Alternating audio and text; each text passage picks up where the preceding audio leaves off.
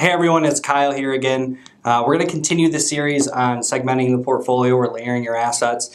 In a prior video, I talked about what to do with your conservative dollars, what the purpose is, maybe some downfalls of having too much there, and like I like to call it, the warm and fuzzies. Today we're going to talk about that midterm bucket or those midterm dollars. Realistically, when you get to a point where you have that warm and fuzzy on hand, you've gotten there by having excess. Your lifestyle has not paced or kept up with the amount of income that you bring in, so you have excess. So the question there is what do you do with those dollars and how do you effectively manage them to put yourself in a good situation or help build that foundation?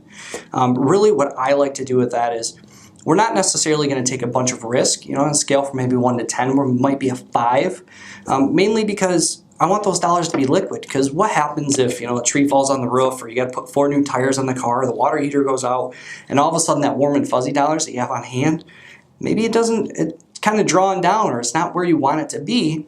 I want to be able to make sure that any dollars that you invest, we can get back to you.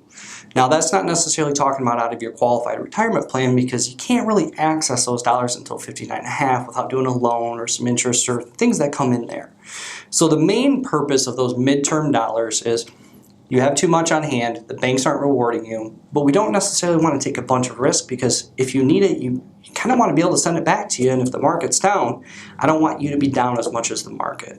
So that's the purpose of those midterm dollars, and again, we're not necessarily trying to get as much return maybe as your retirement plan, but it's there for you and it's accessible, and if you don't need it, it's working for you.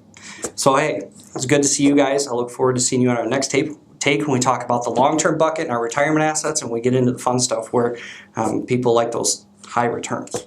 See you soon.